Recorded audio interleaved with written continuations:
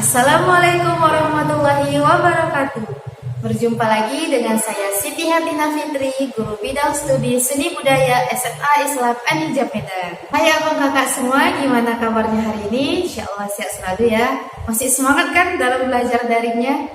Seni budaya asik, kreatif, dan menyenangkan. Oke, langsung saja kita masuk ke materi, yaitu tentang bereksperimen dalam seni rupa pada bab 7. Oke, apa itu eksperimen? Ya, eksperimen itu uji coba atau pembuatan karya baru.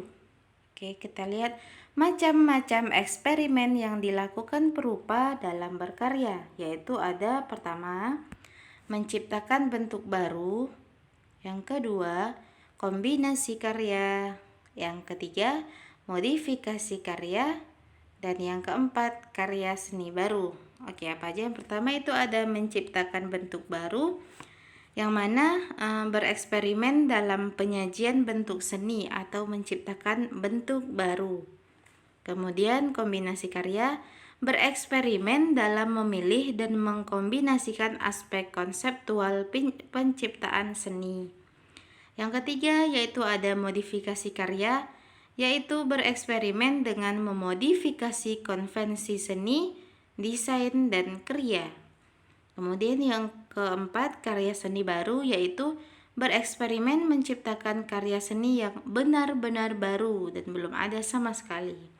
Oke, itu dia tadi 4 macam eksperimen yang dilakukan perupa dalam berkarya. Oke, biasanya satu perupa itu satu macam gitu, nggak pernah sama. Oke, kemudian seni rupa murni. Oke, penciptaan seni rupa murni merupakan kegiatan berkarya seperti seni lukis, seni patung, seni grafis, seni serat, dan lain-lain. Oke, yang mana dilakukan untuk mengungkapkan pikiran, perasaan, dan pengalaman kehidupan menjadi perwujudan visual dilandasi kepekaan artistik.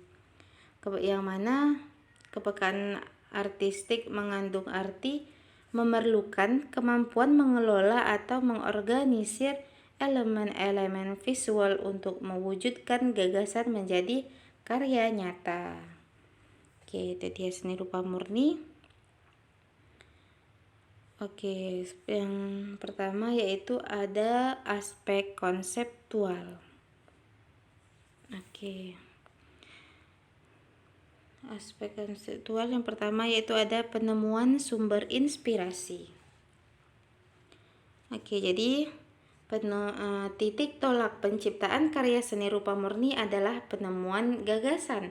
Kita harus memiliki gagasan yang jelas dalam mengekspresikan pengalaman artistik, yang mana sumbernya itu berasal dari realitas internal dan realitas eksternal. Oke, kita lihat yang berasal dari realitas internal yaitu perambahan kehidupan spiritual atau psikologis diri sendiri. Itu biasanya misalnya harapan, cita-cita, emosi, nalar, intuisi, gairah, kepribadian, dan pengalaman kejiwaan lain yang kadangkala belum teridentifikasi dengan bahasa. Jadi dengan kata lain, gagasan seni timbul dari kebutuhan kita sebagai manusia untuk berekspresi gitu. Oke, yang kedua tadi ada berasal dari realitas eksternal, yaitu hubungan pribadi dengan sang pencipta atau religius, sesama, sosial, alam, lingkungan, dan lain-lain. Oke. Jadi hubungan pribadi dengan sang pencipta atau religius yaitu temanya berhubungan tentang tema-tema religius, tema-tema keagamaan. Kemudian kalau dalam tema sosial atau sesama itu biasanya ada keadilan, kemiskinan, nasionalisme gitu. Yang ketiga tema alam atau lingkungan, misalnya keindahan alam. Oke, dan lain sebagainya. Oke, masih pada aspek konseptual, yaitu yang ke B, penetapan interest seni. Oke. Dalam aktivitas penciptaan, kita harus dapat menentukan interest seni kita sendiri, sehingga dapat berkreasi secara optimal. Pada dasarnya terdapat 3 interest seni. Pertama, interest pragmatis. Yang kedua, interest reflektif. Dan interest estetis. Oke, interest pragmatis yaitu menempatkan seni sebagai instrumen pencapaian tujuan tertentu. Oke, mana misalnya itu tujuan nasional, moral, politik, dakwah, dan lain-lain. Oke, kemudian interest reflektif yaitu menempatkan seni sebagai pencerminan realitas aktual dan khayali. Yang mana realitas aktual itu maksudnya fakta dan kenyataan kehidupan, sedangkan realitas khayali itu realitas yang kita bayangkan sebagai sesuatu yang ideal. Tuh, kemudian interest estetis berupaya melepaskan seni dari nilai-nilai pragmatis dan instrumentalis. Jadi, interest estetis ini mengeksplorasi nilai-nilai estetis secara mandiri, yaitu seni untuk seni. Gitu. Dengan menetapkan interest seni, kita akan lebih memahami tujuan kita menciptakan karya tersebut. Oke, itu dia penerapan interest seni. Oke, selanjutnya masih pada aspek konseptual, penetapan interest bentuk. Untuk mengekspresikan penghayatan nilai-nilai internal atau eksternal dengan tuntas, kita perlu mempertimbangkan kecenderungan umum, minat, dan selera seni kita sendiri. Oke, misalnya itu kita dapat mencermati karya-karya yang telah kita buat selama studi. Kecenderungan yang dapat kita pilih yaitu ada 3. Yang pertama, bentuk figuratif, bentuk semi figuratif, dan bentuk non figuratif. Oke, bentuk figuratif yakni karya seni rupa yang menggambarkan figur yang kita kenal sebagai objek-objek alami, manusia, hewan, tumbuhan, gunung, laut, dan lain-lainnya yang digambarkan dengan cara meniru rupa dan warna benda-benda tersebut. Oke, itu dia figuratif, alami ya. Kemudian bentuk semi figuratif yaitu karya seni yang setengah figuratif, yakni karya seni rupa yang masih menggambarkan figur atau kenyataan alamiah, tetapi bentuk dan warnanya telah mengalami distorsi, deformasi, stilasi oleh perupa. Oke, jadi kalau masih menggambarkan figur atau kenyataan alamiah, bedanya sama figuratif tadi itu bedanya bentuk dan warna itu sudah mengalami perubahan gitu. Kemudian jadi bentuk tidak meniru rupa sesungguhnya, tetapi dirubah untuk kepentingan pemaknaan. Misalnya bentuk tubuh manusia diperpanjang, atau bentuk dewa yang bertangan banyak, bentuk gunung atau arsitektur yang disederhanakan atau digayakan untuk mencapai efek estetis dan artistik gitu. Jadi tetap alamiah, tapi bentuk dan warnanya dirubah gitu. Kemudian masih di aspek konseptual, yaitu penetapan prinsip estetik. Oke.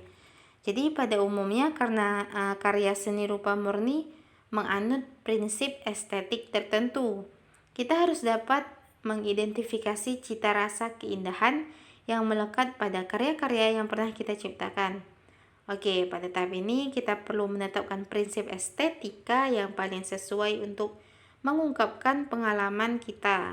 Jadi alternatif prinsip estetika yang dapat dipilih yaitu ada 3, pramodern, modern, dan postmodern. Oke, pramodern yaitu prinsip estetika yang memandang seni sebagai aktivitas merepresentasi bentuk-bentuk alam atau aktivitas pelestarian kaidah estetik tradisional. Oke, itu yang pramodern. Yang modern yaitu prinsip estetika yang memandang seni sebagai aktivitas kreatif yang mengutamakan aspek penemuan, orisinalitas, dan gaya pribadi atau personalitas. Oke, itu yang modern. Kemudian yang terakhir ada postmodern, yaitu prinsip estetika yang memandang seni sebagai aktivitas yang sifatnya meminjamkan dan memadu gaya seni lama dan menyajikan sebagai pencerminan budaya konsumerisme masa kini. Oke, jadi maksudnya prinsip estetika yang memandang seni sebagai aktivitas permainan, tanda yang hiperreal dan ironik, sifatnya eklektik, yaitu meminjamkan dan memadu gaya seni lama dan menyajikannya sebagai pencerminan budaya konsumerisme masa kini. Oke, itu yang postmodern. Oke, selanjutnya kita masuk ke aspek visual, yang mana ada struktur visual, kemudian ada komposisi, dan ada gaya pribadi. Oke, struktur visual ini mewujudkan aspek konseptual menjadi karya visual. Oke, perlu ditegaskan lebih spesifik dalam subjek matter, masalah pokok atau tema seni yang akan diciptakan. Misalnya tema sosial, kemiskinan dengan pilihan objek pengemis, tema perjuangan dengan pilihan objek Pangeran Diponegoro atau pahlawan. Kemudian tema religius yaitu lukisan kaligrafi dengan objek ayat tertentu dan lain sebagainya. Jadi objek-objek tersebut dapat divisualisasikan dengan berbagai cara. Pilihlah unsur-unsur rupa seperti garis, warna, tekstur, bidang, volume, dan ruang sesuai dengan kebutuhan interest seni, interest bentuk, dan prinsip estetika yang telah ditetapkan dalam aspek konseptual. Oke, mana unsur-unsur rupa ini akan kita bahas pada bab berikutnya ya, lebih jelas. Oke, yang kedua yaitu komposisi. Hasil seleksi unsur-unsur rupa dikelola, ditata dengan prinsip-prinsip tertentu. Oke, baik terhadap setiap unsur secara tersendiri maupun dalam hubungannya dengan bentuk atau warna.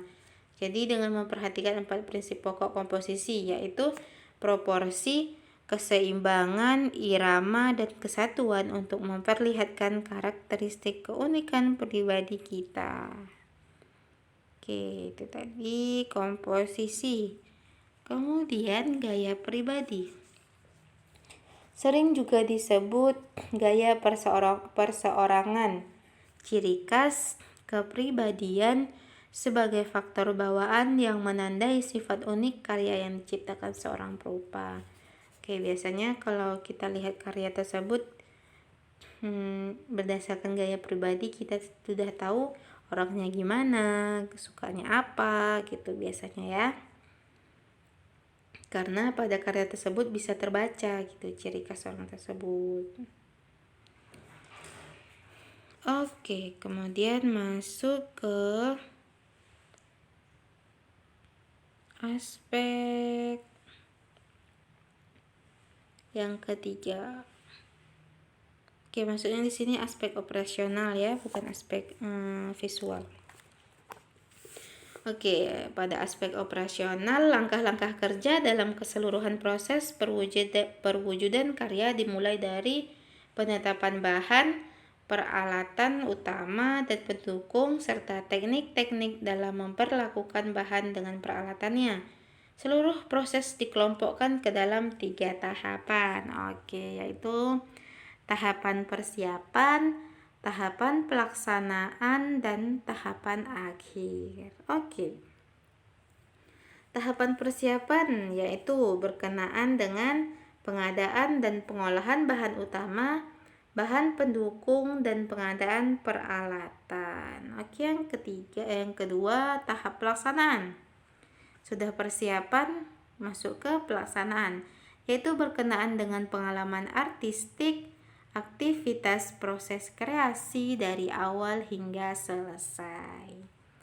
Dan kemudian yang ketiga ada tahap akhir.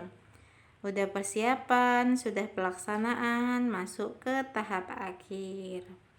Yang mana karya seni rupa yang sudah diciptakan tapi masih membutuhkan tindakan-tindakan khusus supaya siap dipamerkan. Jenis karya seni rupa tertentu memerlukan pembersihan menyeluruh, lapisan pengawet atau coating, atau lembaran kaca dan bingkai. Jenis lain membutuhkan kemasan. Semuanya harus digarap dengan baik sampai sebuah karya seni rupa dikatakan siap pamer. Gitu dia aspek operasional.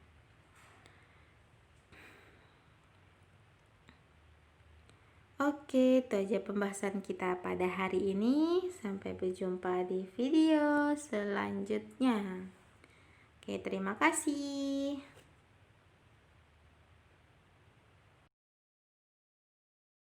Demikianlah perjumpaan kita pada hari ini. Sampai berjumpa di video selanjutnya. Oke, jangan lupa like, comment, and subscribe.